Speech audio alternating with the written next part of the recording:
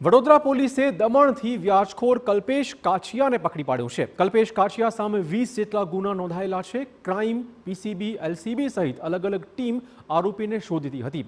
આરોપી કલ્પેશ કાછિયાને જેણે મદદ કરી હશે તેના વિરુદ્ધ પણ તપાસનો આદેશ કરી દેવાયો છે। જે લોકો વ્યાજખોર કલ્પેશ કાછિયાનો શિકાર બન્યા છે તેમને પણ કોઈપણ જાતના ભય રાખ્યા વગર સામે આવવા પોલીસે અપીલ કરી છે। પોલીસે હાલ સમગ્ર મામલે તપાસ શરૂ કરી છે।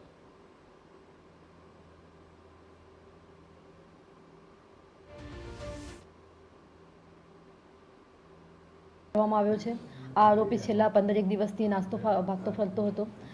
આ આરોપીનો જે ગુનાહિત ઇતિહાસ છે એમાં જોવા જઈએ તો કુખ્યાત ગુનેગાર છે। મર્ડર, ખૂનની કોશિશ, રાયોટિંગ, આર્મ્સ એક્ટના અલગ અલગ 20 જેટલા ગુનાઓ એની વિરુદ્ધમાં નોંધાયેલા છે વડોદરા સિટી અને આણંદ ખાતે। અને આ ઉપરાંત એની 5 વખત પાસા પણ કરવામાં આવે છે।